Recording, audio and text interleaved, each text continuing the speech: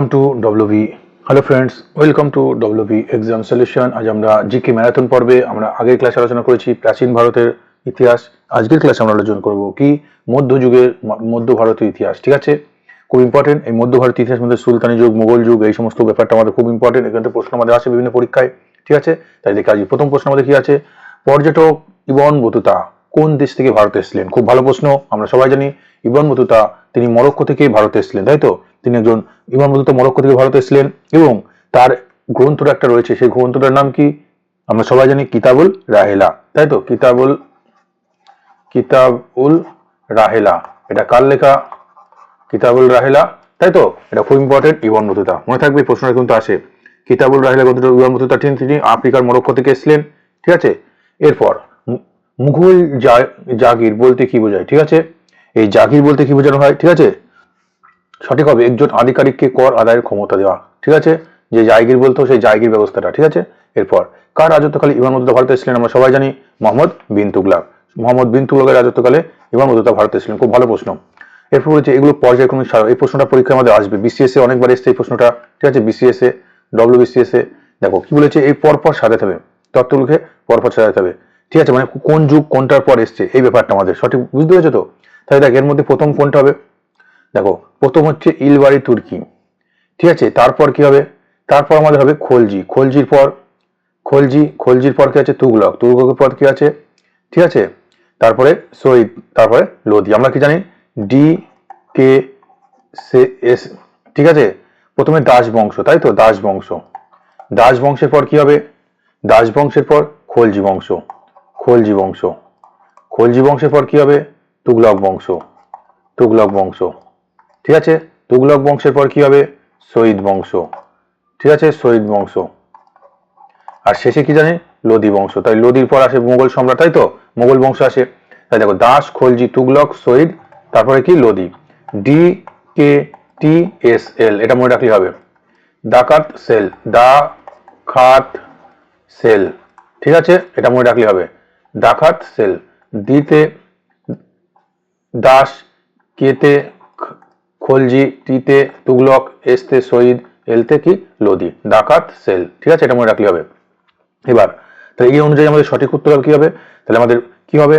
দিতে দাস, দাস মানে ইলবাড়ি তুর্কি। তারপরে খলজি হবে। খলজির পর কি হবে? তুগলক হবে। তুগলকের পর কি হবে? সৈয়দ হবে। সৈয়দের পর কি হবে? লোদি হবে। ঠিক আছে, শেষে আমাদের বি যাবে, এটা আমাদের কনফার্ম। তাহলে বি অপশন দেখো, শেষে আমাদের এই একটাই আছে। ঠিক আছে, এরপর পরবর্তী দিল্লির প্রথম সুলতান যিনি প্রথম দাক্ষিণাত্য অভিযান করেছিলেন। খুব ভালো প্রশ্ন। সঠিক উত্তর কি হবে? প্রথম সুলতান কি হবে? আলাউদ্দিন খলজি, তাই তো? আলাউদ্দিন খলজি তিনি প্রথম দাক্ষিণাত্য অভিযান করেছিলেন। ঠিক আছে, দক্ষিণ ভারতের দিকে তিনি অভিযান করেছিলেন। পরবর্তী দিল্লির কোন সুলতান নিযুক্তির জন্য দাতব্যের জন্য মন্ত্রক ও দাতব্য চিকিৎসালয় চালু করেছিলেন? দিল্লির কোন সুলতান নিযুক্তির জন্য দাতব্যের জন্য মন্ত্রক ও দাতব্য চিকিৎসালয়? ঠিক আছে, খুব ভালো প্রশ্ন। মানে দাতব্য চিকিৎসালয় ব্যবস্থা আমরা ফিরোজ শাহ তুগলকের নাম শুনেছি, তাই তো? তাকে বলা হতো সুলতানি যুগের আকবর। এই ফিরোজ শাহ তুগলক সুলতানি যুগের আকবর নামে পরিচিত। সুলতানি যুগের আকবর। এই ফিরোজ শাহ তুগলক কয়েকটা ভালো কাজ করেছিলেন। ঠিক আছে, যেটা মনে রাখতে হবে। এমপ্লয়মেন্ট এক্সচেঞ্জ যেটা ব্যাপারটা, ঠিক আছে, কর্ম বিনিয়োগ দপ্তর, এটা আমাদের মনে রাখতে হবে। কর্ম বিনিয়োগ দপ্তর কে চালু করেছেন? ফিরোজ শাহ তুগলক। ঠিক আছে, এটা কিন্তু খুব ইম্পর্টেন্ট। এছাড়া তার আত্মজীবনীর নাম কি? ফুতুয়ারি ফিরোজ শাহী। ঠিক আছে, এই ব্যাপারটা মনে রাখতে হবে। পরবর্তী নিম্নে উল্লেখিত দিল্লির কোন সুলতানকে ঐতিহাসিকরা মিক্সচার অফ অবজেক্ট নামে অভিহিত করেছেন? ঠিক আছে, সঠিক উত্তর কি হবে? সঠিক উত্তর আমাদের হবে মোহাম্মদ বিন তুগলক। ঠিক আছে, এটা মানে পাগলা রাজা বলা হয় না মোহাম্মদ বিন তুগলককে? কেন বলা হতো? কারণ তিনি অনেক মানে ভুল সিদ্ধান্ত নিয়েছিলেন। ঠিক আছে, একজন পাগল মানুষের নাই, তিনি ভুল সিদ্ধান্ত নিয়েছিলেন। ঠিক আছে, মোহাম্মদ বিন তুগলকের আসল নাম কি ছিল? জুনা খা, এটা কিন্তু মনে রাখতে হবে। ঠিক আছে, এবং তিনি কি চালু করেছেন? তিনি রাজধানী দিল্লি থেকে কোথায় স্থানান্তর করেছিলেন? মোহাম্মদ বিন তুগলক দিল্লি থেকে রাজধানী দেবগিরিতে স্থানান্তর করেছিলেন, দেবগিরিতে। ঠিক আছে, এটা যেন মনে থাকে, এটা খুব ভালো প্রশ্ন। এবং তিনি দোকানি নামে যে টোকেন কারেন্সি চালু করেছেন, দোকানি মুদ্রা প্রচলন করেছিলেন। ঠিক আছে, মোহাম্মদ বিন তুগলক। ঠিক আছে, এরপর দেখো পরবর্তী প্রশ্ন কি আছে। পরবর্তী প্রশ্ন, তামার টোকেন মুদ্রা কে চালু করেছিলেন? ঠিক আছে, সঠিক উত্তর আমাদের কি হবে? ওই একটু আগে আমরা বললাম মোহাম্মদ বিন তুগলক। দিল্লি যে সুলতান নিজেকে দ্বিতীয় আলেকজান্ডার বলতেন তিনি কে? সঠিক উত্তর আমাদের কি হবে? আমরা জানি আলাউদ্দিন খলজি, তিনি নিজেকে দ্বিতীয় আলেকজান্ডার বলতেন। ঠিক আছে, এরপর সবচেয়ে বৃহত্তম সেনাবাহিনী যাদের বেতন সরাসরি দেওয়া হতো রাষ্ট্রের তরফ তৈরি করেছিলেন কে? ঠিক আছে, মানে সরাসরি বেতন সিস্টেম সেনাবাহিনীর জন্য কে চালু করেছিলেন? আলাউদ্দিন খলজি, তাই তো? এই আলাউদ্দিন খলজি সম্পর্কে কিন্তু কয়েকটা গুরুত্বপূর্ণ পয়েন্ট আমাদেরকে মনে রাখতে হবে, ঠিক আছে? তিনি কি চালু করেছিলেন এবং ঠিক আছে রেশনিং ব্যবস্থা করেছিলেন আলাউদ্দিন খলজি, পরীক্ষা আমাদের এসেছিল রেশনিং ব্যবস্থা, ঠিক আছে, এটা তিনি চালু করেছিলেন। তারপর বাজার দর নিয়ন্ত্রণ ব্যবস্থা, বাজার দর নিয়ন্ত্রণ ব্যবস্থা, ঠিক আছে, এটা পরীক্ষায় অনেক পরীক্ষার মধ্যে এসছে বাজার দর নিয়ন্ত্রণ ব্যবস্থা, ঠিক আছে, এগুলো কিন্তু মনে থাকে। দাগ হুলিয়া ব্যবস্থা, ঠিক আছে, দাগ ও হুলিয়া, ঠিক আছে, দাগ ও হুলিয়া ব্যবস্থা তিনি চালু করেছিলেন, ঠিক আছে। এটা খুব ইম্পর্টেন্ট প্রশ্ন। আলাউদ্দিন খলজি কোন সুলতান বংশ সবচেয়ে বেশি সময় ধরে শাসন ক্ষমতায় অধিষ্ঠিত ছিলেন? ঠিক আছে, সঠিক উত্তর আমাদের কি হবে? তুগলক বংশ, ঠিক আছে, তুগলক বংশ। একটু যদি আমরা কালগুলো দেখে তাহলে মনে থাকবে। প্রথমে দেখো 1206 থেকে চালু হয়েছিল, 1206 সুলতানি, ঠিক আছে। তারপর আমাদের কি আসলো? সুলতানের পর খলজি, তাই তো, 1290, 1206 থেকে 1290। তারপর 1290 থেকে কি হবে? 1320, ঠিক আছে। এটা হচ্ছে দাস, এটা হচ্ছে তুগলক, এটা খলজি। খলজির পর তুগলক আসছে 1320 থেকে কত? 1413, 1413, ঠিক আছে। এটা হচ্ছে তুগলক, এটা হচ্ছে খলজি, ঠিক আছে, এটা হচ্ছে তুগলক। এরপর এরপর কি আছে? খলজির পর শহীদ, শহীদ বংশ কত? 1414 থেকে কত হবে? 1451, এটা হচ্ছে কি? শহীদ। আর লোদি বংশ কত? 1400, ঠিক আছে, 51 থেকে কত হবে? 1526। আমরা জানি পানিপথের প্রথম যুদ্ধ 1526, ঠিক আছে, এটা হচ্ছে লোদি। তাহলে মনে থাকবে এইভাবে। তাই এর মধ্যে দেখতে পাচ্ছি আমরা তুগলক বংশটা সবচেয়ে দীর্ঘ সময় ধরে আমাদের রাজত্ব করেছে, শাসন ক্ষমতা প্রায় কত বছর? দেখো 1320 থেকে 1413, মানে 97 বছর, তাই তো। এরপর দেখো ইলতুৎমিশ একটি শিক্ষা কেন্দ্র স্থাপন করেছিলেন, এটার নাম কি? খুব ভালো প্রশ্ন। কি হবে? 12 দাগে পাটনা। ইলতুৎমিশ একটি শিক্ষা কেন্দ্র কোথায় করেছিলেন? পাটনাতে। তাহলে পরবর্তী প্রশ্ন দেখি, এগুলো কিন্তু আমাদের মনে রাখতে হবে, এই সালগুলো, ঠিক আছে। আর পরবর্তী দেখো, মোহাম্মদ বিন তুগলক ব্যর্থ হয়েছিলেন, কারণ কি? ঠিক আছে, মোহাম্মদ বিন তুগলক ব্যর্থ হয়েছিল, একটু আমরা বলছি, তাকে পাগলা রাজা বলা হয়, কারণ কি? দেখো, প্রথম যে তিনি বাস্তববাদী শাসক ছিলেন, মানে তিনি বাস্তব সম্পর্ক কোনো কাজ করতেন না, ঠিক আছে। নিজের ইচ্ছা হলো সে সঙ্গে কোনো একটা ব্যবস্থা সিদ্ধান্ত নিয়ে নিল, এটা করলে হয় না, ঠিক আছে। দিল্লির সুলতান হবার আগে বলবান যে সুলতানের অধীনে প্রধানমন্ত্রী ছিলেন তিনি কে? ঠিক আছে, সঠিক উত্তর আমাদের কি হবে? খুব কিন্তু ভালো প্রশ্ন, ঠিক আছে। দেখো কি হবে সঠিক উত্তর? সঠিক উত্তর আমাদের কি হবে? সঠিক উত্তর হবে নাসির উদ্দিন। এই নাসির উদ্দিনের আন্ডারে তিনি বলবন আগে ছিলেন, ঠিক আছে, নাসির উদ্দিনের আন্ডারে। সর্বাধিকবার মঙ্গল আক্রমণ ঘটেছিল কোন সুলতানের রাজত্বকালে? কোন সুলতানের রাজত্বকালে সবচেয়ে বেশি মঙ্গল আক্রমণ হয়েছিল? ঠিক আছে, সঠিক উত্তর আমাদের কি হবে? আমাদের জালালউদ্দিন, ঠিক আছে। মঙ্গল আক্রমণ হয়েছিল কোথায়? আলাউদ্দিন খলজির আমলে, ঠিক আছে, আলাউদ্দিন খলজির আমলে। যে সুলতানের রাজসভায় পার্সিয়ান রীতিনীতি গ্রহণ করা হয়েছিল, সেই অনুযায়ী কার্য সম্পাদন করা হতো, সেটা কোন সুলতান? আমরা জানি সঠিক উত্তর কি হবে? গিয়াসউদ্দিন বলবান। গিয়াসউদ্দিন বলবান কি চালু করেছিলেন? ঠিক আছে, সবাই আমরা জানি সিজদা পাইপস প্রথা তিনি চালু করেছিলেন গিয়াসউদ্দিন বলবান, তাই তো। গিয়াসউদ্দিন বলবান সিজদা ও পাইপস, সিজদা ও পাইপস, ঠিক আছে, পদচুম্বন এইগুলো চালু করেছিলেন, ঠিক আছে, গিয়াসউদ্দিন বলবান, ঠিক আছে। এছাড়া নওরোজ উৎসব চালু করেছিলেন, নওরোজ উৎসব, নওরোজ পার্সি উৎসব নওরোজ, ঠিক আছে। তাহলে এগুলো তিনি চালু করেছেন, পার্সি রীতিনীতি। প্রথম সুলতান যিনি অনুরোধ করে খলিফার কাছ থেকে অভিষেক সংক্রান্ত চিঠি আনিয়েছিলেন, ঠিক আছে, সঠিক উত্তর আমাদের কি হবে? ইলতুৎমিশ। ইলতুৎমিশ প্রথম খলিফার কাছ থেকে একটি চিঠি আনিয়েছিলেন, ঠিক আছে। ইলতুৎমিশ সম্পর্কে জেনে রাখতে হবে তিনি সুলতানি যুগের প্রকৃত প্রতিষ্ঠাতা। ইলতুৎমিশ কে ছিলেন? প্রকৃত সুলতানি যুগের প্রতিষ্ঠাতা, প্রকৃত প্রতিষ্ঠাতা, ঠিক আছে। তিনি খুব ইম্পর্টেন্ট প্রশ্ন। ইলতুৎমিশ কি চলেছিলেন? ইক্তাপোতা 40 চক্র চালু করেছিলেন, এটা পরীক্ষা আমাদের এসছে। ইক্তাপোতা 40 চক্র কে চালু করেন? ঠিক আছে, 40 চক্র কে চালু করেছিলেন? ইলতুৎমিশ। এরপর বাজার দর নিয়ন্ত্রণ ব্যবস্থা একটু পড়লাম, কি হবে? আলাউদ্দিন খলজি, অনেক পরীক্ষাতে এসছে। এরপর দেখো, যে স্থানে মোহাম্মদ বিন তুগলক তার রাজধানী স্থানান্তর করেছে কোথায়? ঠিক আছে, খুব ইম্পর্টেন্ট। মোহাম্মদ রাজধানী তার স্থান করেছিলেন কি? দিল্লি থেকে দৌলতাবাদ। এই দৌলতাবাদ বর্তমান কোন জায়গাটায়? ঠিক আছে, সেটা আমাদের প্রশ্ন। কি হবে? ঔরঙ্গাবাদ, ঠিক আছে, সঠিক উত্তর কি হবে? ঔরঙ্গাবাদ, ঠিক আছে, ঔরঙ্গাবাদ। এরপর দিল্লির কোন সুলতান ব্রাহ্মণদের উপরও জিজিয়া কর আরোপ করেছিলেন? ঠিক আছে, এটা খুব অন্যায়। দেখো, কোনো মানুষের উপর ধর্মীয় কর, এই জিজিয়া কর এগুলো চালু করেছিলেন, ঠিক আছে। এটা খুব ইম্পর্টেন্ট প্রশ্ন। তাই কে চালু করেছিলেন? সঠিক উত্তর আমাদের হবে কি? এটা ফিরোজ শাহ তুগলক, ঠিক আছে, তিনি চালু করেছিলেন, ঠিক আছে। ভারতে চর্মের টোকেন মুদ্রা কে প্রচলন করেছিলেন? যে চর্মের টোকেন, এটা কে চালু করেছিলেন, মানে কোন সম্রাট? ঠিক আছে, সঠিক উত্তর হবে মোহাম্মদ বিন তুগলক। নিম্নের কে কোন সুলতান সতীদাহ প্রথা নিষিদ্ধ করার চেষ্টা করেছিল? খুব ভালো কাজ। সতীদাহ প্রথা নিষিদ্ধ করার চেষ্টা করেছিলেন কে? সঠিক উত্তর আমাদের হবে মোহাম্মদ বিন তুগলক, ঠিক আছে। এরপর প্রথম যে দিল্লির সুলতান নিয়মিত মুদ্রা ব্যবস্থা চালু করেছিলেন এবং দিল্লিকে তার সাম্রাজ্যের রাজধানী হিসেবে ঘোষণা করেছিলেন তিনি কে? ঠিক আছে, সঠিক উত্তর হবে আমাদের কি? আর আমরা জানি সতীদাহ প্রথা পরে কে চালু করেছিলেন, বন্ধ করেছিলেন কে? সতীদাহ প্রথা লর্ড উইলিয়াম বেন্টিক, তাই তো? এটা মনে থাকে, খুব ইম্পর্টেন্ট কিন্তু প্রশ্ন। এরপর দিল্লি সুলতান নিয়মিত মুদ্রা ব্যবস্থা চালু করেছিলেন এবং দিল্লিকে তার সাম্রাজ্যের রাজধানী হিসেবে ঘোষণা করেছিলেন কে? খুব ভালো প্রশ্ন এটা। এটা সঠিক উত্তর আমাদের হবে কি? ইলতুৎমিশ। ইলতুৎমিশ প্রকৃত শাসক, আমরা বললাম না ইলতুৎমিশ প্রকৃত শাসক। তিনি রৌপ্য মুদ্রা, 40 চক্র, টং, ঠিক আছে, জিতল, তামার মুদ্রা এগুলো চালু করেছিলেন। এরপর দেখো দিল্লির কোন সুলতান ব্লাড অ্যান্ড আয়রন এই নীতি গ্রহণ করেছিলেন? ঠিক আছে, ব্লাড অ্যান্ড আয়রন কোন সুলতান? সঠিক উত্তর আমাদের কি হবে? সঠিক উত্তর হবে আমাদের কি? এটা হচ্ছে গিয়াসউদ্দিন বলবান। ঠিক আছে, গিয়াসউদ্দিন বলবান। কাকে প্রিন্স অফ মানিয়ার্স বলা হয়? ঠিক আছে, প্রিন্স অফ মানিয়ার্স বলা হয়। কি হবে? সঠিক উত্তর আমাদের হবে মোহাম্মদ বিন তুগলককে। আজমিরে কি আড়াই দিন কা ঝোপড়া নির্মাণ করেছিলেন? খুব ভালো প্রশ্ন। আজমিরে কি আড়াই দিন কা ঝোপড়া নির্মাণ করেছিলেন? সঠিক উত্তর আমাদের হবে কি? কুতুবুদ্দিন আইবক। আড়াই দিন কা ঝোপড়া কে নির্মাণ করেছিলেন? কুতুবুদ্দিন আইবক। খুব ভালো কিন্তু প্রশ্নটা মনে রাখতে হবে, এটা কুতুবুদ্দিন আইবক। এরপর কোন দেশের অনুকরণে মোহাম্মদ বিন তুগলক তামা ও পিতলের টোকেন কারেন্সি চালু করেছিলেন? ঠিক আছে, সঠিক উত্তর আমাদের কি হবে? সঠিক উত্তর হবে চীন। এই চীনের অনুকরণে তিনি এটা চালু করেছিলেন। ঠিক আছে, পরীক্ষায় কিন্তু আমাদের প্রশ্ন আমাদের আসে। ঠিক আছে, এরপর দেখো দিয়ানি কোহি কৃষির ওপর একটি নির্দিষ্ট দপ্তর, এটা খুব ভালো প্রশ্ন। ঠিক আছে, যে দিয়ানি কোহি কৃষির ওপর একটি নির্দিষ্ট দপ্তর, এটা চালু করেছিলেন কে?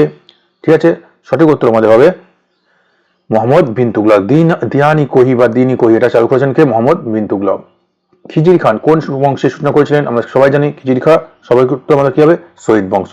ঠিক আছে, খিজির খান শহীদ বংশ। কত সালে? 1414। ঠিক আছে, 1414। এরপর রৌপ্য মুদ্রা টঙ্কার প্রচলন করেছিলেন কে? আমরা একটু আগে বললাম এই টঙ্কার প্রচলন করেছিল ইলতুৎমিশ। রৌপ্য মুদ্রা টঙ্কা।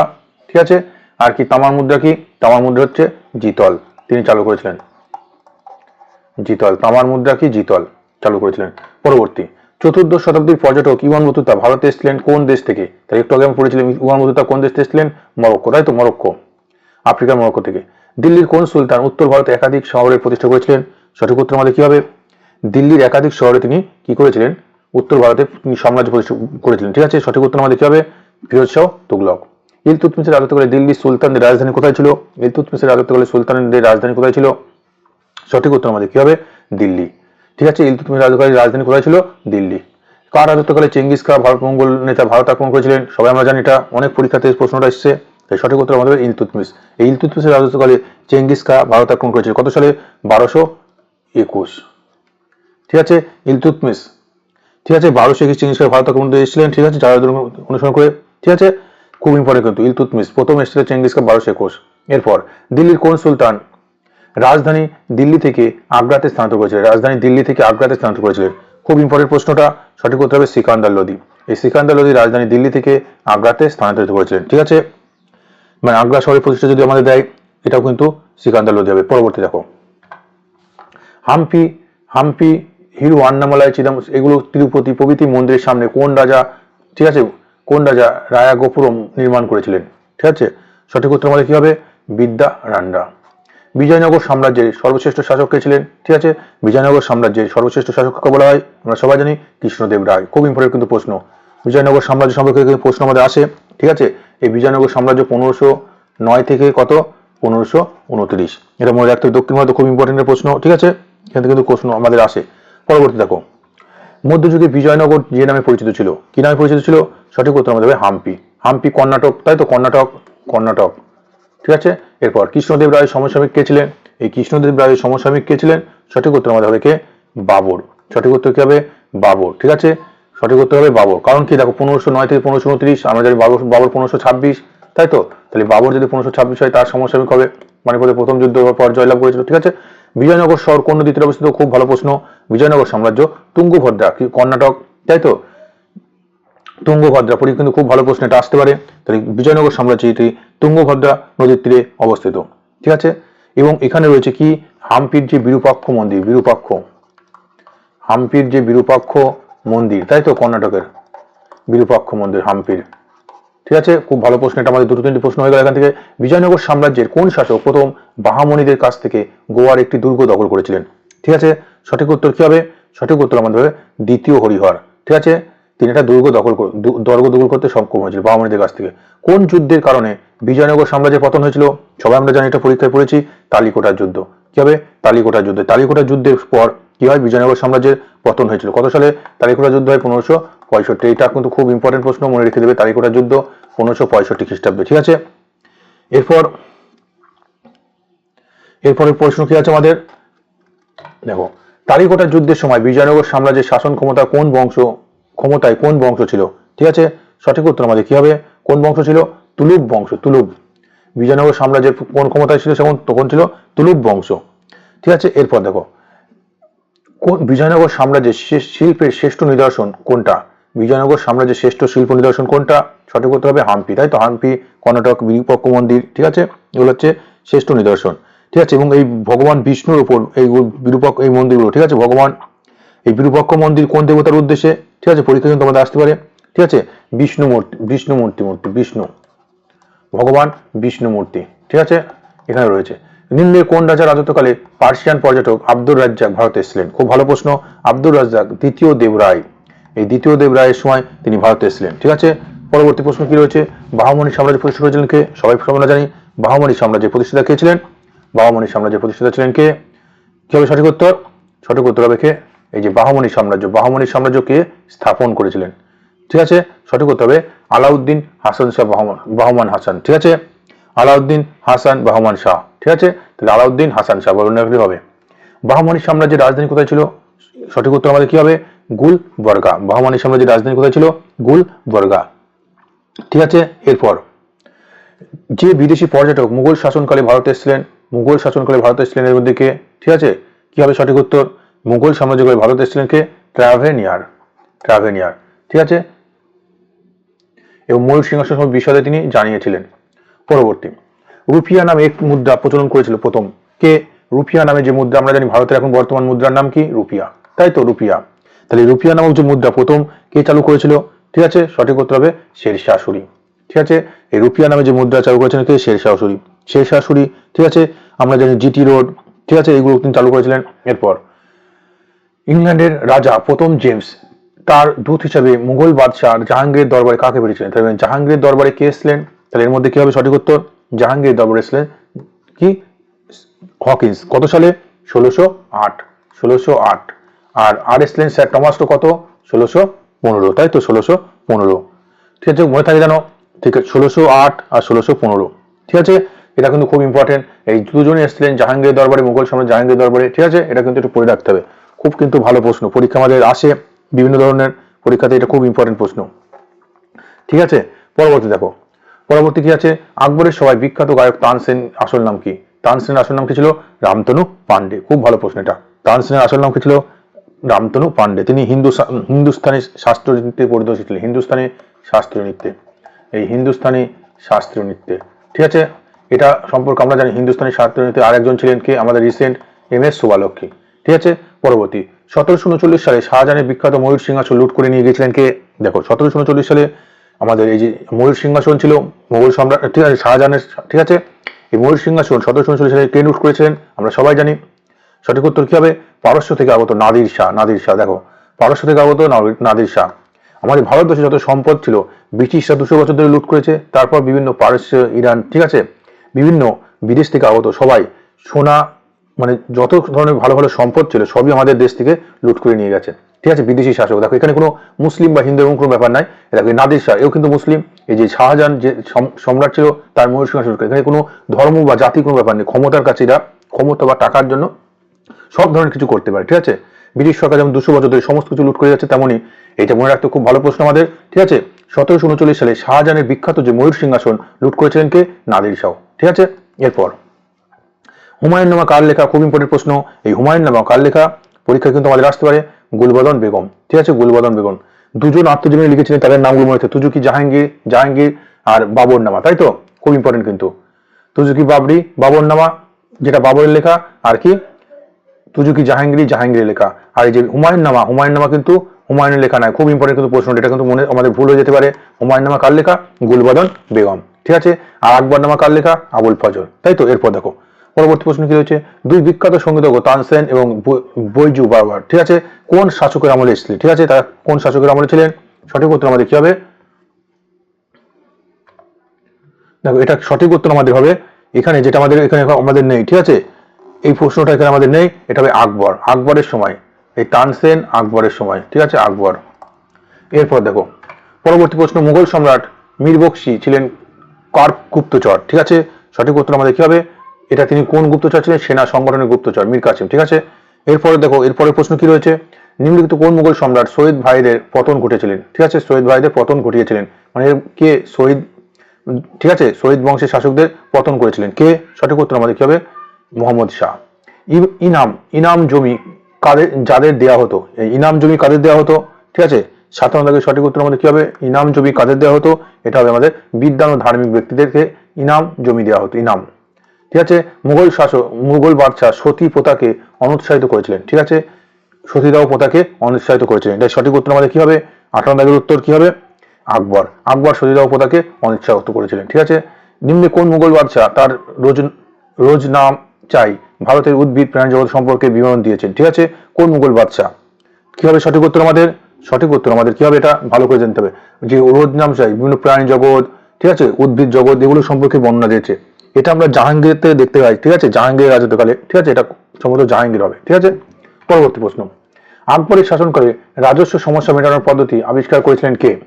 ঠিক আছে, যে রাজস্ব সম্পর্কিত সমস্যা ছিল, এই সমস্যা মেটানোর জন্য কে আবিষ্কার করেছিলেন পদ্ধতি? রাজা টোডরমল। আমরা জানি তিনি রাজস্ব মন্ত্রী ছিলেন। খুব ভালো প্রশ্ন। জৈন ব্যক্তিত্বকে আকবর সম্মানিত করেছিলেন, কোন জৈন ব্যক্তিকে? ঠিক আছে, সঠিক উত্তর আমাদের কি হবে, হরি বিজয়।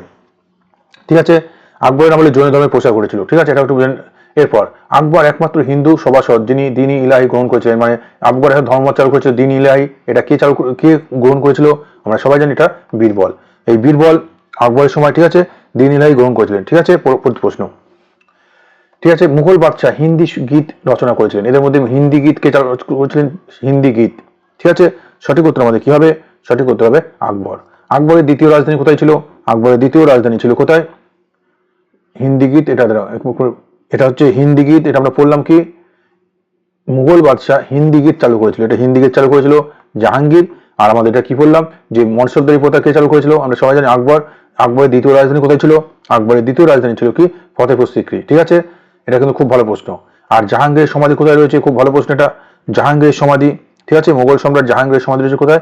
লাহোর। ঠিক আছে, লাহোর বর্তমান কোথায়? এটা পাকিস্তানে। এরপর হুমায়ুনকে পরাস্ত করে শেরশাহ গৌড় দখল করেছিলেন। ঠিক আছে, কোন যুদ্ধের মাধ্যমে হুমায়ুনকে পরাজিত করে?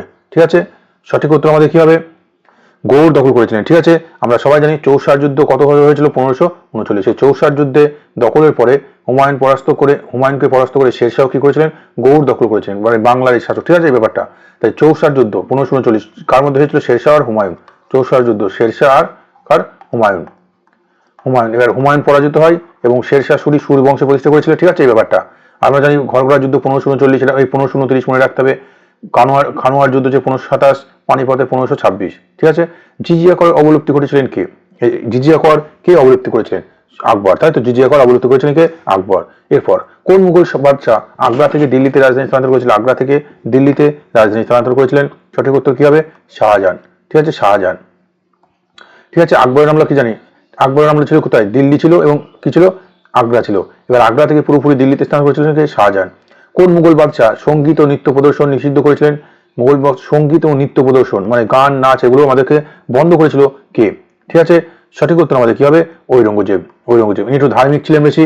ঠিক আছে, সেজন্য মনে রাখতে হবে তিনি এটা নিষিদ্ধ করেছিলেন, সঙ্গীত নৃত্য এগুলো নিষিদ্ধ করেছিলেন। এরপর দেখো, কোন তৈমুরের উত্তরসূরি ইরাক এবং বর্তমানে তুরস্কের শাসক? ঠিক আছে, মানে কে ছিলেন তৈমুরের উত্তরসূরি যিনি ইরাক ইরানে বর্তমান তুরস্কের শাসক? ঠিক আছে, এটা সঠিক উত্তর হবে মুঘল। এই মুঘল ছিলেন তৈমুরের উত্তরসূরি যারা ইরাক ইরান বর্তমানে তুরস্কের শাসক। ঠিক আছে, মুঘল বাদশাহ আকবরের বিখ্যাত রাজস্ব মন্ত্রী কে ছিলেন? আমরা সবাই জানি টোডরমল। তাই তো, টোডরমল। এরপর কি হবে, নিম্নলিখিত কোন শিল্পীকে জাহাঙ্গীরের শাসনকালে নাদির উল আসরা উপাধি প্রদান করেছিলেন? ঠিক আছে, সঠিক উত্তর আমাদের কি হবে? মনসুর। কোন বিদেশি পর্যটক শাহজাহানের রাজত্বকালে ভারতে ছিলেন? শাহজাহানের রাজত্বকালে কে ভারতে ছিলেন? একটু আমরা পড়েছিলাম জাহাঙ্গীরের রাজত্বকালে স্যার টমাস লো আর কে ছিলেন? হকিন্স। কিন্তু এই শাহজাহানের রাজত্বকালে, এটা আমরা অনেক সময় ভুলে যাই, এটা কিন্তু মনে রাখতে হবে। শাহজাহানের রাজত্বকালে কে ছিলেন? মানুচি। ঠিক আছে, খুব ইম্পর্টেন্ট কিন্তু প্রশ্নটা, মানুচি। ঠিক আছে, এটা কিন্তু মনে রাখতে হবে। পরবর্তী প্রশ্ন, প্রথম কোন ইংরেজ ব্যক্তি মুঘল দরবারে উপস্থিত হয়েছিলেন জাহাঙ্গীরের শাসনকালে? ঠিক আছে, কোন ইংরেজ ব্যক্তি জাহাঙ্গীরের শাসনকালে প্রথম এদের মধ্যে কে এসছিলেন? ঠিক আছে, সঠিক উত্তর আমাদের কি হবে? William Hawkins. 1608। তাই তো, 1608। ঠিক আছে, এরপর এরপর নিচে কোন প্রথম যুদ্ধে কামান ও গোলাবারুদ ব্যবহার করেছিলেন কে? আমরা সবাই জানি বাবর, তাই তো। পানিপথের 1526 পানিপথের প্রথম যুদ্ধ। কোন মুঘল বাদশাহ ফরমান জারি করেছিলেন ব্রিটিশদের শুল্কমুক্ত বাণিজ্যের অধিকার দিয়েছিলেন? আমরা সবাই জানি ফারুক শাহের ফরমান নাম শুনেছি, তাই তো, ফারুক শাহ, ঠিক আছে, ফরমান জারি করেছিলেন, ব্রিটিশদের বিনা শুল্কে বাণিজ্য করার অধিকার দিয়েছিলেন। কত সালে? ঠিক আছে, এটা কিন্তু পরীক্ষাটা মনে রাখতে হবে, 1717, তাই তো, 1717। এরপর আকবরের শাসনকালে মুঘল সাম্রাজ্যের উত্তর পশ্চিম সীমান্ত কতদূর পর্যন্ত বিস্তৃত ছিল? সবাই এটা কি হবে? সঠিক করতে হবে, হিন্দুকুশ পর্যন্ত, উত্তর পশ্চিম সীমান্তে। কোন তোমর রাজাকে কৃতিত্ব দেওয়া হয় দিল্লি গঠনের জন্য? ঠিক আছে, দিল্লি গঠনের জন্য কাকে কৃতিত্ব দেওয়া হয়েছিল? সঠিক করতে হবে অনঙ্গপাল। দিল্লি শহর স্থাপন করেছিলেন কে? সঠিক উত্তর আমাদের কি হবে? দিল্লি স্থাপন করেছিলেন কে? তোমর। ঠিক আছে, এই যে তোমরের উপর, ঠিক আছে, তোমর রাজা ছিল। প্রসিদ্ধ শহর ভূপাল স্থাপন করেছিলেন বিখ্যাত রাজপুত শাসক ভূপাল। ঠিক আছে, কি হবে সঠিক উত্তর? এটা হবে রাজা ভোজ। ভূপাল রাজা ভোজ নির্মাণ করেছিলেন। ঠিক আছে, এরপর জয়পুরে মহারাজা সওয়াও মানসিং যে স্থানে মান মন্দির নির্মাণ করেছিলেন সেই স্থানটি কোথায়? ঠিক আছে, সঠিক উত্তর আমাদের কি হবে? ঠিক আছে, দেখো এটা সঠিক উত্তর আমাদের কি হবে? এলাহাবাদ। ঠিক আছে, এই এলাহাবাদে জয়পুরের মহারাজা সওয়াও মানসিং তিনি মন মন্দির নির্মাণ করেছিলেন। এরপর দেখো পরবর্তী প্রশ্ন কি হয়েছে? দেখো শিবাজির মন্ত্রিসভার প্রধানমন্ত্রীকে কি বলা হতো? খুব ইম্পর্টেন্ট, শিবাজি যে মন্ত্রিসভা ছিল সেই শিবাজির মন্ত্রিসভার প্রধানমন্ত্রীকে কি বলা হতো? ঠিক আছে, কি বলা হতো? এটা হবে আমাদের পেশোয়া বলা হতো। শিবাজি যে মন্ত্রীদেরকে বলা হতো পেশোয়া। ঠিক আছে, এরপর দেখো একদা পুনে রাজধানী ছিল, ঠিক আছে, কার? একদা পুনে মানে পুনে, বর্তমান যেটা আমরা মহারাষ্ট্রের পুনে জানি, এই পুনে কার রাজধানী ছিল? ঠিক আছে, কোন শাসকের রাজধানী ছিল? সঠিক উত্তর আমাদের কি হবে? সঠিক উত্তর হবে পেশোয়া। শিবাজির গুরুর নাম কি? খুব ভালো প্রশ্ন। শিবাজির গুরুর নাম কি হবে? সঠিক উত্তর আমাদের রামদাস। শিবাজির গুরুর নাম কি ছিল? রামদাস। পরবর্তী, যে ইউরোপিয়ান শক্তির কাছ থেকে শিবাজি কামান ও অন্যান্য অস্ত্রশস্ত্র সংগ্রহ করেছিলেন সেটা কি হবে? সঠিক উত্তর আমাদের হবে কি? পর্তুগিজ। চৌথ কি? সঠিক উত্তর কি হবে? চৌথ ছিল কি? চৌথ হবে কি আমাদের সঠিক উত্তর? চৌথ হবে একটি প্রতিবেশী রাজ্যগুলো থেকে শিবাজি দেওয়া আরোপিত ভূমি রাজস্ব কর। ঠিক আছে, চৌথ কর আমরা জানি, চৌথ স্বদেশমুখী যে কর চালু করেছে, চৌথ মানে 1/4 ঠিক আছে, এটা শিবাজি, এটা কর। গরিলা যুদ্ধ অগ্রণী কি ভূমিকা? খুব ইম্পর্টেন্ট প্রশ্ন। গরিলা যুদ্ধ একমাত্র পারদর্শী ছিলেন আমরা সবাই জানি, শিবাজি, তাই তো, গরিলা যুদ্ধ। পরবর্তী প্রশ্ন কি রয়েছে? পরবর্তী প্রশ্ন রয়েছে সবচেয়ে শক্তিশালী পেশোয়া কে ছিলেন এদের মধ্যে? সবচেয়ে শক্তিশালী পেশোয়া বাজিরাও। ঠিক আছে, বাজিরাও মানে প্রথম বাজিরাও। ঠিক আছে, তিনি ছিলেন সবচেয়ে শক্তিশালী পেশোয়া। এরপর বংশানুক্রমিক পেশোয়া নিয়োগের প্রথা কে চালু করেছিলেন? বংশানুক্রমিকভাবে এটা চালু করেছিলেন কে? এটা হবে আমাদের সঠিক উত্তর বালাজি বিশ্বনাথ। 1665 সালে পুরন্দরের চুক্তি হয়েছিল, আমরা সবাই জানি। এই চুক্তিটা কার লক্ষ্য ছিল? ঠিক আছে, এই পুরন্দরের চুক্তির লক্ষ্য কি ছিল? যে শিবাজি ও বিজয়পুরের সুলতানের মধ্যে বিভেদের বীজ বদন, ঠিক আছে, এই ব্যাপারটা নিয়ে আলোচনা করেছিল। ঠিক আছে, পুরন্দরের সন্ধি খুব ইম্পর্টেন্ট। কাদের মধ্যে হয়েছিল? শিবাজি মহারাজা ও রাজা জয় সিং এর মধ্যে। শিবাজি ও রাজা জয়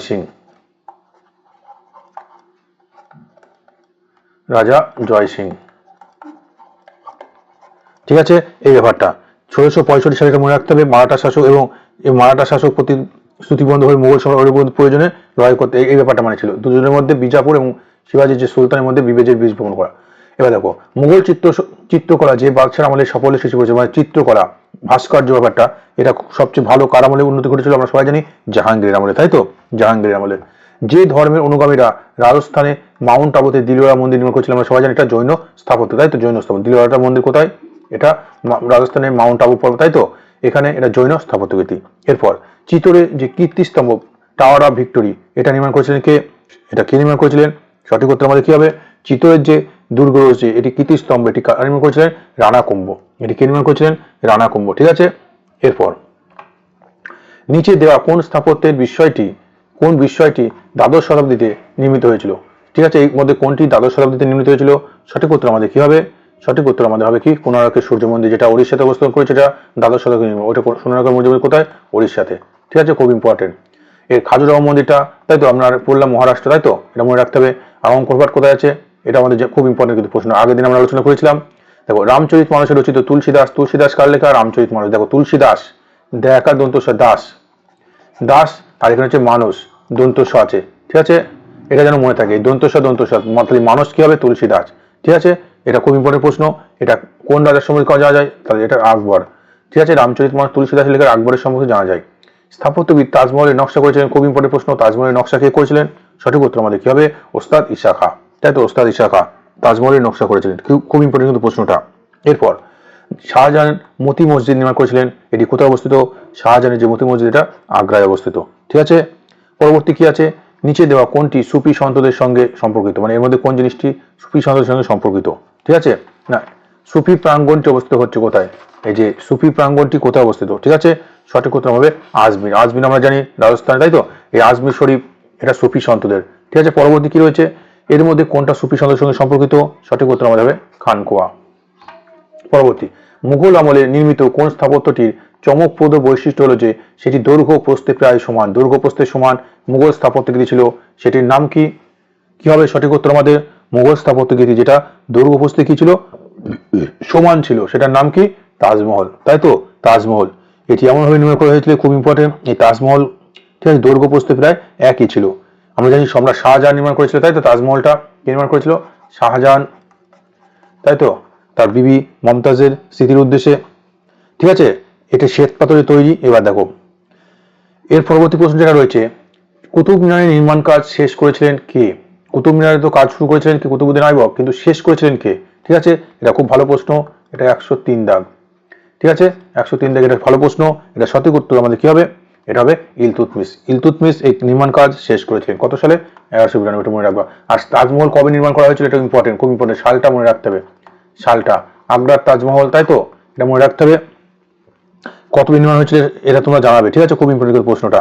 দেখো পরবর্তী কি রয়েছে? সামঞ্জস্য। এর মধ্যে কোনটার সাথে কি মিল হবে সেটা দেখতে হবে। তুগলকাবাদ দুর্গ, লালকেল্লা, হজ খাস, সিরির শহর তুগলক। ঠিক আছে, এগুলোর সাথে কোনটার সাথে কোনটা হবে সেটা জানতে হবে। ঠিক আছে, দিল্লি লালকেল্লা, আমরা জানি লালকেল্লা শাহজাহান, তাই তো? ঠিক আছে, সিরির তুগলক গিয়াসউদ্দিন তুগলক হতে পারে। ঠিক আছে, এটার সাথে এটা হবে। ঠিক আছে, ডি এর সাথে 4, ডি এর সাথে 4 দেখো একটা আছে। আর লালকেল্লা, লালকেল্লার সাথে কি? তাই তো, দিল্লি লালকেল্লা শাহজাহান, মানে বি এর সাথে 2, বি এর সাথে 2 একটাই আছে, তাই তো, এটা আছে। আর এই যে ঠিক আছে, আর কি আছে? তুগলকাবাদ দুর্গ। ঠিক আছে, তুগলকাবাদ দুর্গ মানে এর সাথে কি হবে? গিয়াসউদ্দিন তুগলক, এর সাথে 4, একের সাথে 4, বি এর সাথে 2। আর ডি কি? সিরিজ শহর, এটা হচ্ছে কি হবে? এটা পরে। তাই এর সাথে 4 দেখো এটা হতে পারে, আর বি এর সাথে 2 এটা হতে পারে। তার মানে 2 অপশনটা আমাদের এখানে হবে। এটা যুক্তিতে আমাদের কাজ করতে হবে। সবকিছু যদি নাও জানি তা আমরা কিন্তু করতে পারবো। তাই লালকেল্লা জানি শাহজাহান, তাই তো? ঠিক আছে, আর এটা আমরা জানি যে তুগলকাবাদ দুর্গ গিয়াসউদ্দিন তুগলক। ঠিক আছে, তাহলে এর সাথে 4, এর সাথে 4 মানে এটা হবে, আর বি এর সাথে 2 মানে কি? এটা হবে, তাই তো? তাই এটা আকবরনামা কার লেখা? আমরা জানি আবুল ফজল। পরবর্তী প্রশ্ন, পার্সি ভাষায় রামায়ণের অনুবাদ করেছিলেন কে? দেখো পার্সি ভাষায়, এটা 106 দাগের প্রশ্ন। পার্সি ভাষায় রামায়ণ অনুবাদ করেছিলেন কে? ঠিক আছে, সঠিক উত্তর আমাদের কি হবে? সঠিক উত্তর আমাদের হবে কি? দেখো এর মধ্যে কোন অপশনটা হবে? সঠিক উত্তর যে আব্দুল লতিফ, তিনি ফার্সি ভাষায় রামায়ণকে অনুবাদ করেছিলেন। ঠিক আছে, খুবই বড় প্রশ্ন। এরপর দেখো কি রয়েছে, এটা লিখিত মনে থাকে। আব্দুল লতিফ, আকবর দ্বারা নির্মিত প্রার্থনা স্থলের কি নাম? আকবর দ্বারা নির্মিত প্রার্থনা স্থলের নাম কি ছিল? আকবর দ্বারা নির্মিত প্রার্থনা স্থলের নাম কি ছিল? ঠিক আছে, আব্দুল লতিফ, এটা বদায়নী, বদায়নী। এই বদায়নী আকবরের, এই তুমি রামায়ণ অনুবাদ করেছে, এটা হচ্ছে বদায়নী হবে। ঠিক আছে, এই উত্তরটাকে মনে রেখে বদায়নী। আর রামায়ণ কার লেখা? তাই তো, খুব প্রশ্ন, বাল্মীকি, তাই তো, বাল্মীকি। বাল্মীকি রামায়ণ লিখেছিলেন। ঠিক আছে, এটা কিন্তু ভালো। মহাভারত, বেদব্যাস। ঠিক আছে, এই প্রশ্নটা মনে রাখতে হবে, খুব ইম্পর্টেন্ট কিন্তু প্রশ্নটা। ঠিক আছে, যে ফার্সি ভাষায় রামায়ণ অনুবাদ করেছিল কে? বদায়নী। ঠিক আছে, এটা কি হবে? বদায়নী হবে। এরপর কি বলেছে? আকবর দ্বারা নির্মিত প্রার্থনা স্থলের নাম কি ছিল? আকবর দ্বারা নির্মিত প্রার্থনা স্থলের নাম কি ছিল? ইবাদত করা। আকবরের রাজত্বকালে মহাভারত ফার্সি ভাষায় অনুবাদ করেছিলেন কে? মহাভারতকে ফার্সি ভাষায়, এটা হচ্ছে রামায়ণ, মহাভারত। এই মহাভারতকে কে অনুবাদ করেছিলেন? সঠিক উত্তর আমাদের কি হবে? সঠিক উত্তর আমার হবে যে এটা রজব নামা, যে নামটা ছিল তার নাম হচ্ছে রজব নামা। ঠিক আছে, খুব ইম্পর্টেন্ট কিন্তু প্রশ্নটা। এটা হচ্ছে তিনি ফার্সি ভাষায় অনুবাদ করে নাম দিয়েছিলেন। ঠিক আছে, এবার প্রশ্ন এখানে আসতে হবে, এই মহাভারত কার লেখা? বেদব্যাস, তাই তো, বেদব্যাস। ঠিক আছে, এই কিন্তু এই রিলেটেড প্রশ্ন আমাদের খুব ইম্পর্টেন্ট। এই 2-3টি কিন্তু মনে রাখতে হবে, আমাদের ভুল হয়ে যায় বারবার, দেখতে হবে। বিশ্বের দ্বিতীয় বৃহত্তম বিজাপুরের গোল গম্বুজটি, ঠিক আছে, রয়েছে যেটি হুইস গ্যালারি। ঠিক আছে, এই গোল গম্বুজটি নির্মাণ করেছিলেন কি? সঠিক উত্তর কি হবে? এই গোল গম্বুজটি কি কে নির্মাণ করেছিলেন? ইউসুফ আদিল শাহ। এই গোল গম্বুজ নির্মাণ করেছিলেন ইউসুফ আদিল শাহ। ভুবনেশ্বরে যে তৈরি হওয়া মন্দিরটি আজও সবচেয়ে বেশি ভক্ত আকর্ষণ করে। ভুবনেশ্বরে, আমরা জানি ভুবনেশ্বরে যে মন্দির রয়েছে সেটি 1100 খ্রিস্টাব্দে নির্মিত করা হয়েছিল। এটি আজও ভক্তদের নিবাস। এই মন্দিরটার নাম কি? ঠিক আছে, লিঙ্গরাজ মন্দির, তাই তো। এটা হচ্ছে ত্রিভুবনেশ্বর লিঙ্গরাজ মন্দির। খুব ইম্পর্টেন্ট প্রশ্ন, লিঙ্গরাজ মন্দির। ঠিক আছে, আরাধ্য দেবতা এখানে কে? হরিহর। ঠিক আছে, শিবের অপর নাম, মানে শিবের অপর নাম শিব বা হরিহর। ঠিক আছে, দেবতার নাম কি? শিব বা হরিহর। বুলন্দ দরওয়াজা কে নির্মাণ করেছিলেন? খুব ভালো প্রশ্ন। বুলন্দ দরওয়াজা কে নির্মাণ করেছিলেন? আকবর, তাই তো। বুলন্দ দরওয়াজা আকবর নির্মাণ করেছিলেন। Gate of magnificence. ঠিক আছে, এরপর এটা হচ্ছে কি? বিশ্বের মধ্যে সবচেয়ে উচ্চতম প্রবেশ পথ। বিশ্বের উচ্চতম প্রবেশ পথ এটা বুলন্দ দরওয়াজাটা কি? বিশ্বের উচ্চতম প্রবেশ পথ। প্রবেশ পথ। ঠিক আছে, এটা কিন্তু আকবর নির্মাণ করেছে বুলন্দ দরওয়াজা। খুব ভালো প্রশ্ন। দিন ইলাহি কে প্রদান করেছিল? আমরা সবাই জানি আকবর। পরবর্তী প্রশ্ন, বিশ্ববিখ্যাত আইন আকবরী। আইন আকবরী কার লেখা? আবুল ফজল, তাই তো। আইন আকবরী আবুল ফজল। এরপর কি আছে? পরের প্রশ্ন কি আছে? এই যে রয়েছে কোয়াত উল ইসলাম মসজিদটি নির্মাণ করেছিলেন কে? কোয়াত উল ইসলাম কুতুবউদ্দিন আইবক। কোয়াত উল ইসলাম এই মন্দিরটি নির্মাণ করেছিলেন কে? মসজিদটি নির্মাণ করেছিলেন কে? কুতুবউদ্দিন আইবক। যে শিখ গুরু জাফরনামা ফার্সি ভাষায় লিখেছিলেন তার নাম কি? জাফরনামা ফার্সি ভাষায় যিনি লিখেছিলেন তার নাম কি? সঠিক কথা হবে গুরু গোবিন্দ সিং। গুরু গোবিন্দ সিং। পৃথ্বীরাজ রাসোর লেখককে? পৃথ্বীরাজ রাসোর লেখককে চাঁদ বরদায়। পৃথ্বীরাজ রাসোর চাঁদ বরদায়। খুব ইম্পর্টেন্ট প্রশ্নটা। এরপর সুলতানি শাসনাধীন থাকার সময় দিল্লি রাজদরবারে কে যে ভাষা প্রচলিত ছিল? মানে সুলতানি যুগে রাজদরবারে, দিল্লি রাজদরবারে মানে ভাষা কি ছিল? ঠিক আছে, এটা হচ্ছে ফার্সি। সঠিক উত্তর কি হবে? ফার্সি। ঠিক আছে, পরবর্তী। আর মোগল যুগের ভাষা কি ছিল? এটাও কিন্তু ইম্পর্টেন্ট খুব। মোগল যুগের ভাষা কে ছিল? ঠিক আছে, তাই সুলতানি যুগের ভাষা কে ছিল? ফার্সি। কোন ওয়ার্ল্ড হেরিটেজ সাইটে আলাই দরওয়াজা অবস্থিত? কোন ওয়ার্ল্ড হেরিটেজ সাইটে আলাই দরওয়াজা অবস্থিত? আলাই দরওয়াজা একটু আমরা জানলাম কে করেছিল। ঠিক আছে, তাই এই আলাই দরওয়াজা এটি কোন ওয়ার্ল্ড হেরিটেজ সাইটে অবস্থিত? ঠিক আছে, সঠিক উত্তর আমাদের কি হবে? হচ্ছে কুতুব মিনার। এই কুতুব মিনারে এটি অবস্থিত, আলাই দরওয়াজা। ঠিক আছে, এটা কিন্তু খুব ইম্পর্টেন্ট। আলাউদ্দিন খলজি নির্মাণ করেছিলেন। ঠিক আছে, 1311 আলাউদ্দিন খলজি নির্মাণ করেছিলেন আলাই দরওয়াজা। আলাউদ্দিন খলজি। আর আলাউদ্দিন কা ঝোপড়াকে আমরা জানি আকবর, তাই তো। পরবর্তী প্রশ্ন, মধ্যযুগে সেনা ছাউনিতে সেনারা যে ভাষা ব্যবহার করত সেটা কি? সঠিক উত্তর আমাদের কি হবে? সেনা ছাউনিতে যেটা তারা ব্যবহার করতো সেটা হচ্ছে কি? উর্দু ভাষা। ঠিক আছে, উর্দু ভাষা। এরপর কোন ফতেপুর সিক্রিতে অবস্থিত নয়? ফতেপুর সিক্রিতে নিচের কোনটি অবস্থিত নয়? সঠিক উত্তর আমাদের কি হবে? যে এটা সঠিক উত্তর আমাদের কি হবে? ফতেপুর সিক্রিতে যেটা বলেছে অবস্থিত নয় সেটা হচ্ছে মতি মসজিদ। মতি মসজিদটা ফতেপুর সিক্রিতে অবস্থিত নয়। এটা কোথায় অবস্থিত? এটা হচ্ছে মতি মসজিদটা আগ্রাতে অবস্থিত। ঠিক আছে, এটা নির্মাণ করেছিলেন কে? শাহজাহান। ঠিক আছে, এটা মনে রাখতে হবে। গীত গোবিন্দ কার লেখা? জয়দেব। রাজদরঙ্গি কলহন, তাই তো। এগুলো সবাই আমরা জানি। কোন দিল্লির কোন সৌধটি ওয়ার্ল্ড হেরিটেজ তালিকার অন্তর্ভুক্ত নয়? ওয়ার্ল্ড হেরিটেজ তালিকার অন্তর্ভুক্ত নয়। ঠিক আছে, সঠিক উত্তর আমাদের কি হবে? ওয়ার্ল্ড হেরিটেজ সাইটের অন্তর্ভুক্ত নয় বলেছে। ঠিক আছে, এটা হচ্ছে যন্তর মন্তর। হুমায়ুনের সৌধ আছে। ঠিক আছে, লালকেল্লা আছে। লালকেল্লা 2007 সালে অন্তর্ভুক্ত হয়। ঠিক আছে, হুমায়ুনের সৌধ 1993 সালে। ঠিক আছে, তারপর আমাদের কুতুব মিনার 1993 সালে। এগুলো সব ওয়ার্ল্ড হেরিটেজ সাইটের সৌধটি। কিন্তু যন্তর মন্তরটা নয়। যন্তর মন্তর কোথায়? দিল্লি, তাই তো। দিল্লির যন্তর মন্তর।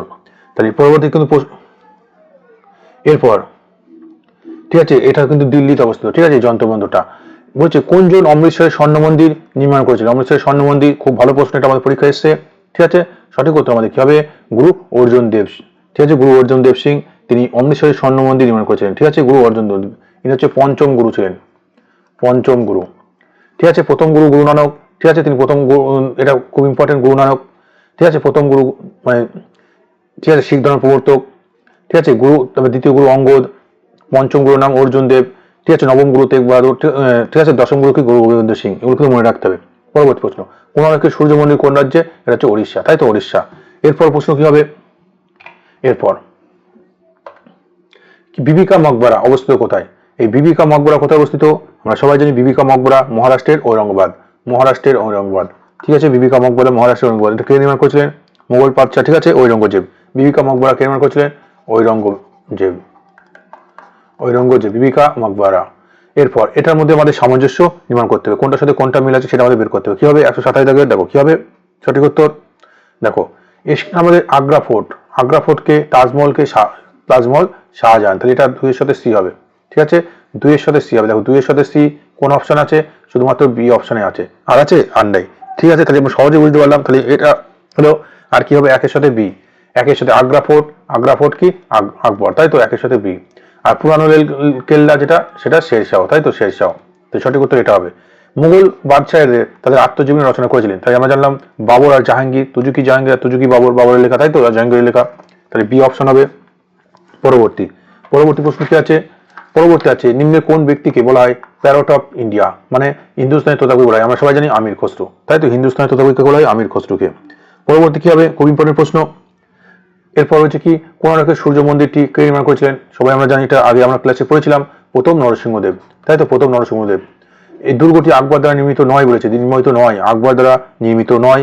সঠিক উত্তর কি হবে? আগ্রা, এলাহাবাদ, লাহোর এবং গোয়ালিয়র দুর্গটা আকবর দ্বারা নির্মিত নয়। ঠিক আছে। পরবর্তী প্রশ্ন, দিল্লিতে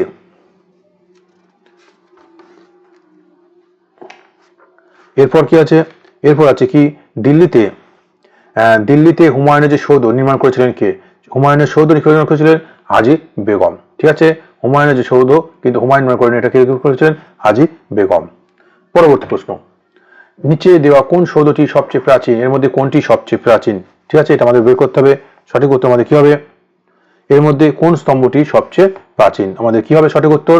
যে অজন্তার গুহা মন্দির, এটা সবচেয়ে প্রাচীন। কুতুব মিনার তো হবে না, তাজমহল হবে না, খাজুরাহোর পরে। ঠিক আছে, ঠিক আছে, এই অজন্তার গুহা মন্দিরটা, ঠিক আছে, মহারাষ্ট্র অবস্থিত। এটা পাথর কেটে, ঠিক আছে, পাথর কেটে তৈরি করা হয়, এটা সবচেয়ে প্রাচীন। ঠিক আছে, এই মনে থাকে। পরবর্তী কি আছে? গোল গম্বুজের পরিকল্পনা কে করেছিলেন? গোল গম্বুজ, এই গোল গম্বুজের পরিকল্পনা কে করেছিলেন? দাবুয়েল ইয়াকত। ফার্সি ভাষায় মহাভারত অনুবাদ করেছিলেন কে? একটু আগে আমরা পড়েছিলাম, ফার্সি ভাষায় অনুবাদ করেছিলেন কে? মহাভারত বাদায়নী। ফার্সি ভাষায় কে অনুবাদ করেছিলেন? বাদায়নী। ঠিক আছে, তার নাম কি দিয়েছিল? রজম নামা, তাই তো, রজম নামা, এটা যেন মনে থাকে। ঠিক আছে, রজম নামা। এরপর দেখো, পণ্ডিত রাজ জগন্নাথ নিম্নলিখিত কোন শাসকের রাজসভার সহকবি ছিলেন? ঠিক আছে, সঠিক উত্তর আমাদের কি হবে? সঠিক উত্তর হবে শাহজাহানের সহকবি ছিলেন। পরবর্তী, কোন সৌধটির রং গোলাপি? কোন সৌধটির রং গোলাপি? কি হবে? হাওয়া মহলের রং কি? গোলাপি। কোন সৌধটি ড্রিম ইন স্টোন হিসাবে পরিচিত? কি হবে? ড্রিম ইন স্টোন নামে পরিচিত। কি হবে সঠিক উত্তর? সঠিক উত্তর হবে পঞ্চমহল। আকবরের সমাধি নিম্নে কোথায় অবস্থিত? আকবরের সমাধিটা কোথায় অবস্থিত? সবাই আমরা জানি, এটা কোথায়? সঠিক উত্তর হচ্ছে সিকান্দ্রা। ঠিক আছে, আকবরের সমাধি কোথায় অবস্থিত? সিকান্দ্রাতে। ঠিক আছে, এরপর সতীদাহ প্রথার ঐতিহাসিক প্রমাণ প্রথম কোন লিপিতে দেখতে পাওয়া যায়? ঠিক আছে, এর মধ্যে কোথায় প্রথম সতীদাহ প্রথার এই ব্যাপারটা লিপিবদ্ধ ছিল, মানে দেখতে পাওয়া গেছিল? ঠিক আছে, এটা হচ্ছে এই ইরানে পাওয়া ভানুগুপ্ত স্তম্ভলিপিতে। পরবর্তী, গোল গম্বুজ কি? গোল গম্বুজ, সঠিক উত্তর আমাদের কি হবে? এটা হচ্ছে মোহাম্মদ আদিল শাহের স্মৃতিসৌধ। ঠিক আছে, মোহাম্মদ আদিল শাহের স্মৃতিসৌধ হচ্ছে গোল গম্বুজ। কোন ভারতীয় স্থাপত্যটি নির্মাণ করার সময় ঠিক আছে, ইসলামিক স্থাপত্য অলঙ্কারী রীতিনীতি অনুসরণ করা হয়েছিল? মানে ইসলামিক রীতিনীতির মধ্যে কোনটাতে দেখতে পাওয়া যায়? ঠিক আছে, সঠিক উত্তর হবে আলাই দরওয়াজা। আলাউদ্দিন খলজি, তাই তো, এই আলাই দরওয়াজা এটি নির্মাণ করার সময়, ঠিক আছে, যেখানে বিভিন্ন ধরনের আমরা ইসলামিক স্মৃতিকৃতি এগুলো দেখতে পাওয়া যায়। ঠিক আছে, আলাই দরওয়াজা। ঠিক আছে, আলাউদ্দিন খলজি, এটা মনে রাখতে হবে, কে নির্মাণ করেছিল? আলাউদ্দিন খলজি। ঠিক আছে, পরবর্তী, যে অলবেরুনি ভারতে সম্বন্ধে তার বিবরণীর নাম কি? অলবেরুনি আমরা সবাই জানি কিতাবুল হিন্দ কার? অলবেরুনি, তাই তো, কিতাবুল হিন্দ অলবেরুনি। ঠিক আছে, এরপর কোয়াত উল মসজিদ যার প্রাঙ্গণে রয়েছে সেটি লৌহস্তম্ভটি, সেটি ভারতের কোন শহরে অবস্থিত? কোয়াত উল, ঠিক আছে, এটি কোথায় অবস্থিত? এটা সঠিক উত্তর আমাদের কি হবে? দিল্লিতে। যে মসজিদটি পয়গম্বর, ঠিক আছে, যে মসজিদটি কি বলেছে? যে মসজিদটি পয়গম্বর হযরত মুহাম্মদের মাথার চুল রাখা হয়ে, সেই মসজিদটি ভারতের কোথায় অবস্থিত? ঠিক আছে, ঠিক আছে, এটা খুব ইম্পর্টেন্ট একটা প্রশ্ন। কি হবে সঠিক উত্তর? সঠিক উত্তর হবে শ্রীনগরে আছে, শ্রীনগর। ঠিক আছে, শ্রীনগর। এরপর কি রয়েছে?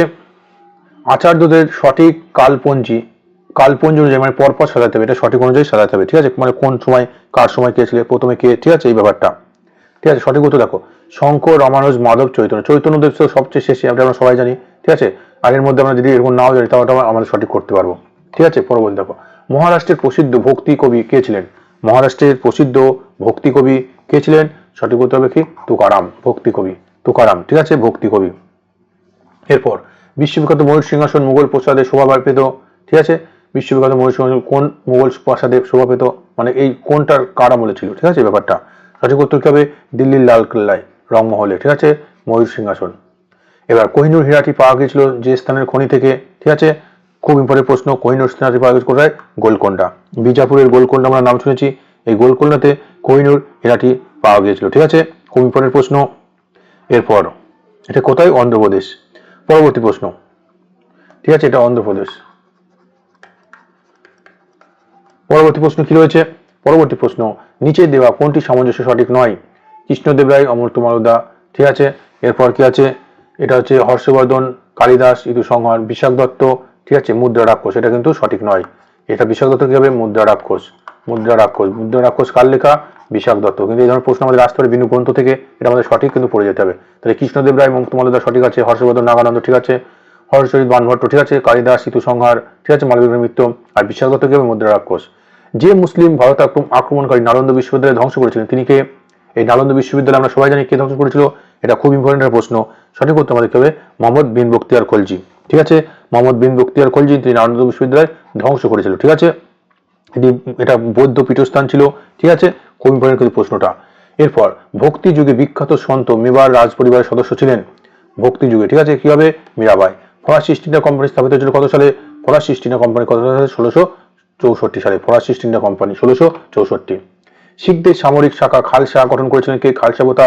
সবাই ইম্পর্টেন্ট, খুব ইম্পর্টেন্ট প্রশ্নটা, অনেকবার আমাদের পরীক্ষা এসছে। খালসা বোতা কি করেছিলেন? গোবিন্দ সিং, গুরু গোবিন্দ সিং। ঠিক আছে, এটা হচ্ছে দশম গুরু ছিলেন, দশম গুরু গোবিন্দ সিং। ঠিক আছে, খালসা বোতা চালু করেছিলেন। ঠিক আছে, এরপর এবং এরপর দেখো কি রয়েছে? কবিরের গুরু কে ছিলেন? কবিরের গুরু কে ছিলেন? সবাই আমরা জানি। কবিরের গুরু কি হবে? রামানন্দ। রামানুজ নয় কিন্তু, রামানন্দ কবিরের গুরু। প্রথম ভক্তি আন্দোলন সংগঠিত হয়েছিল কোথায়? কে করেছিলেন? ভক্তি আন্দোলন প্রথম সংগঠন করেছিলেন কে? সঠিক উত্তর আমাদের কি হবে? রামানুচার্য। প্রথম ভক্তি আন্দোলন রামানুচার্য। যে সুফি সন্ত বিশ্বাস করতেন সঙ্গীতের সাহায্যে ভগবানের সাথে পৌঁছানো যায় তিনি কে? সঙ্গীতের সাহায্যে হচ্ছে বাবা ফরিদ। ঠিক আছে, এরপর শিখ গুরু নানকের জীবনী রচনা করেছিলেন কে? শিখ গুরু নানকের জীবনী রচনা করেছিলেন কে? এটা হচ্ছে গুরু অঙ্গদ দেব। প্রথম শিখ গুরু গুরু নানক, তার জীবনী রচনা করেছিলেন কে? গুরু অঙ্গদ দেব, তিনি ছিলেন দ্বিতীয় শিখ গুরু। ঠিক আছে, আর এখানে আমাদের প্রশ্ন যেটা আসে এখানে থেকে, ঠিক আছে, একটু মনে রাখতে হবে। এই যে আমাদের নবম গুরু তেগ বাহাদুর, ঠিক আছে, দশম গুরু গোবিন্দ সিং, এনাদেরকে হত্যা করেছিলেন কে? এটা কিন্তু প্রশ্ন আমাদের আসে। মোগল শাসক কার আমলে এটা হত্যা হয়েছিল? এটা কিন্তু পরীক্ষা আমাদের আসে বিভিন্ন সময়। আমরা দেখছি পরীক্ষাতে, এটা আমাদের অনেক পরীক্ষাতে এসছে। ঠিক আছে, ডিটেলস একটু পড়ে যেতে হবে।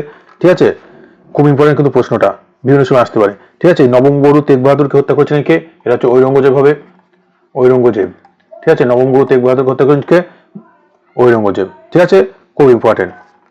এরপর কি আছে? কোন গুরু গোবিন্দ সিং খালসা প্রথা প্রবর্তন করেছিলেন কবে?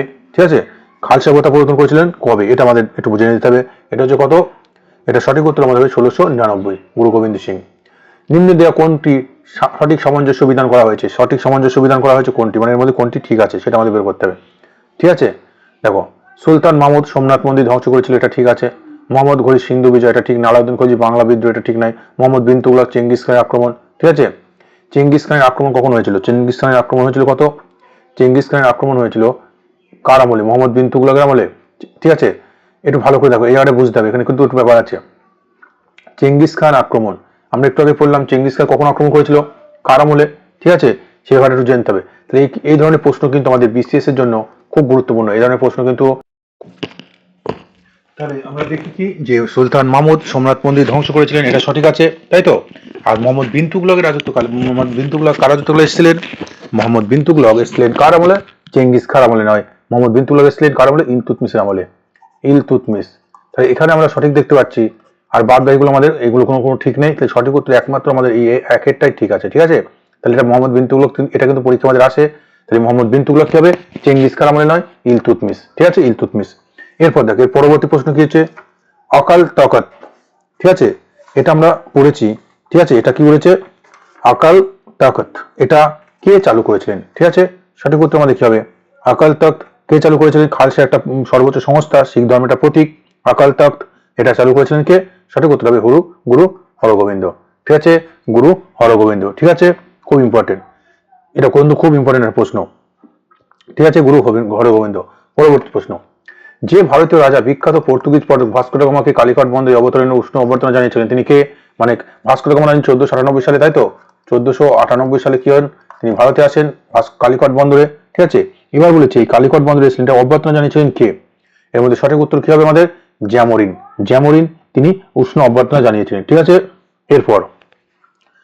এর পরবর্তী কি হয়েছে? শ্রী পেরাম্বুর হচ্ছে যার জন্মস্থান শ্রী পেরাম্বদুর কার জন্মস্থান? সঠিক উত্তর আমাদের কি হবে? শ্রী রামানুজাচার্যর। এরপর শ্রী গুরু নানকের স্থলাভিষেক হয়েছিল কবে? মানে কে শ্রী গুরু নানকের স্থলাভিষেক হয়েছিলেন, মানে গুরু নানকের জায়গায় কে এসেছিলেন, ঠিক আছে? এটা আমরা সবাই জানি, প্রথম গুরু ছিল গুরু নানক, তারপরে গুরু অঙ্গদ, তাই কি হবে সঠিক উত্তর? গুরু অঙ্গদ, ঠিক আছে। এরপর কি আছে? আরবেরা মুলতান শহরের নাম রেখেছিলেন কি? মুলতান শহরের নাম কি রেখেছিলেন? ঠিক আছে, সঠিক উত্তর আমাদের কি হবে? City of gold. মুলতান শহরের নাম রেখেছিলেন কে? City of gold. পরবর্তী প্রশ্ন কি রয়েছে? কোন গোল টেবিল বৈঠকে মহাত্মা গান্ধী অংশগ্রহণ করেছিলেন? ঠিক আছে, এটা আমাদের আধুনিক যুক্তি চলে আসে। ঠিক আছে, একটা প্রশ্ন চলে এসেছে, প্রথম কোন গোল টেবিল বৈঠকে মহাত্মা গান্ধী অংশগ্রহণ করেছিলেন? মহাত্মা গান্ধী মাত্র একটা গোল টেবিল বৈঠকে তিনি অংশগ্রহণ করেছিলেন। সঠিক উত্তর আমাদের কি হবে? তিনি হচ্ছে দ্বিতীয় গোল টেবিল বৈঠকে 1931 সালে অবশ্য, ঠিক আছে, তিনি একটা মাত্র গোল টেবিল বৈঠকেও যোগদান করেছিলেন। ঠিক আছে, এরপর বিদেশ রাষ্ট্রটি ভারতের সঙ্গে বাণিজ্য সম্পর্ক করেছিলেন। কোন বিদেশি রাষ্ট্র ভারতের সঙ্গে বাণিজ্য সম্পর্ক করে তুলেছিলেন? ঠিক আছে, সঠিক উত্তর আমাদের কি হবে? পর্তুগালের সঙ্গে খুব ভালো ব্যবসা ছিল। ঠিক আছে, গোলমরিচ ব্যাপারটা, ঠিক আছে, এটা আমরা কি গোলমরিচ, এটা আমাদের অনেক পরীক্ষা এসছে। এই গোলমরিচকে কি বলা হতো? জবন প্রিয়। ঠিক আছে, জবন প্রিয় এই পর্তুগিজদের সঙ্গে গোলমরিচ, ঠিক আছে, এই ব্যাপারটা। এরপর কোন সুফি সন্তের সন্তান ছিলেন আবুল ফজল কার সন্তান ছিলেন? সেটা হয় শেখ মোবারক। শিখ গুরু অমৃতসর শহরের ভিত্তিপ্রস্তর স্থাপনা করেছিলেন, মানে এই যে কি হবে অমৃতসরে যে ভিত্তিপ্রস্তর স্থাপনা করেছিলেন কে? সঠিক করতে হবে গুরু রামদাস। পরীক্ষা যদি আসে যে এই অমৃতসর শহরটি কে প্রস্তুত করেছিলেন? গুরু রামদাস, মনে থাকবে গুরু রামদাস।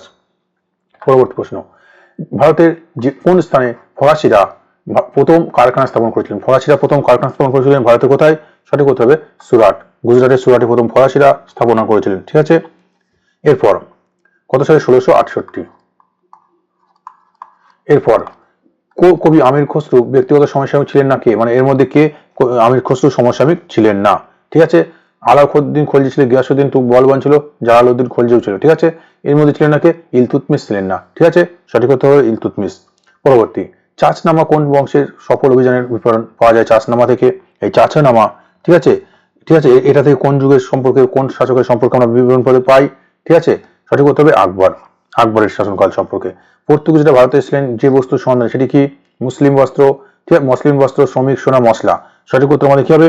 সবাই আমরা জানি এটা মশলা, তাই তো, মশলার উদ্দেশ্যে। ঠিক আছে, মশলার উদ্দেশ্যে। এরপর তারা কোথায় প্রথম এসেছিলেন?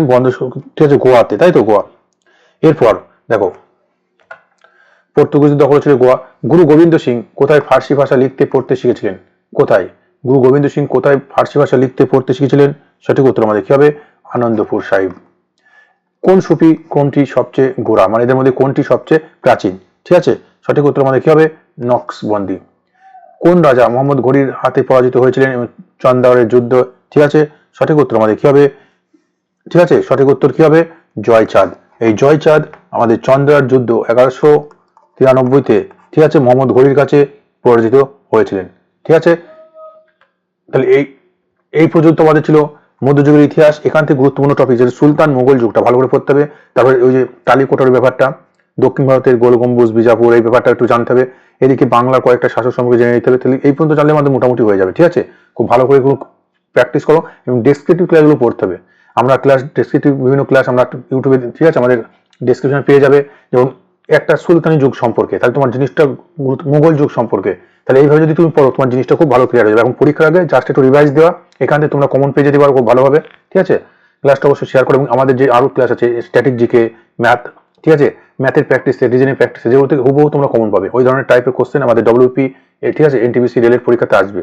ম্যাথ রিজনিং যে প্র্যাকটিস গুলো আছে, মক টেস্টগুলো, ঠিক আছে, ওগুলো তোমরা ভালো করে প্র্যাকটিস করো, নিজে প্র্যাকটিস করো, তারপর সলভ পেপার দেখবে।